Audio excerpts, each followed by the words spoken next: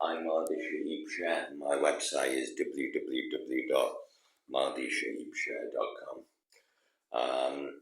I think one of my interests in the world as Mahdi Shaheeb Sher is China. I think that China is a challenge to the world. I think it's a challenge to the world order. I think with the rise of China, especially as a superpower, we're challenging the status quo of the world and the world order. I think with China in the world, I think we do see maybe a rising Asia, a rising China and a rising Asian countries as well, advanced economies in Asia. So I think that we do have not just China, but also maybe India as well, and maybe Vietnam as rising powers and advanced economies. But especially with China, I think that it challenges the traditional culture of the world. I think traditionally we have seen maybe more of a Western orientated world that's dominated by Western powers. I think with the rise of China, and it is a very significant rise of China, I think we're witnessing history when we see that, when we witness the rise of China. I think that we are at some kind of important historical point in the future. And I think with the rise of China, we are seeing history develop. So I think that that's quite significant. And I think if you look at the world history, we've probably never seen a rise of China in the modern age as we are witnessing it now in 2025. From around about 2010.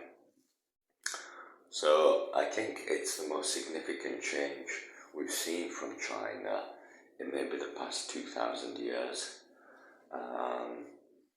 I think the last time we saw China so big in the world, moving as a large country with a large population that it is in the world, was maybe around about 500 BC, something like that. So I think that we are introducing a very large country into the world that has a huge population, a huge size of a country. And I think when China moves, the world moves as well. So I think that the rise of China is a very historical time for the world. And I think that it has developed over the past 15 years to a significant level. So I think with the rise of China, we're seeing a very different world now. That perhaps has a different culture attached to it as well. A different culture attached to it. And I think with this rise of China, we're probably going to see a very different character of the world, maybe with new countries and different countries involved in the world. So I think that's one of my views about China. I don't have very favourable opinions about China because I feel that they perhaps might not view liberty and equality and human rights and freedom and rights. I think freedom and rights should take a paramount priority within the world. I think that's what we should have as a priority in the world: freedom and rights. I think that's what we should have. That's what we should have it as a priority in the world. We should have freedom and rights as a priority in the world.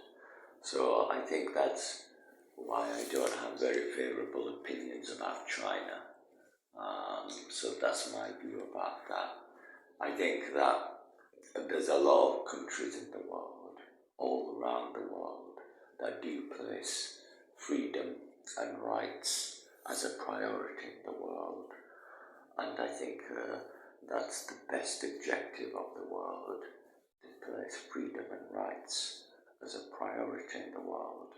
So I think China as a communist country, maybe as a communist dictatorship, is a challenge to that. So I think that is a challenge to the peace in the world, and I think that China could be a challenge in the world. Thank you very much.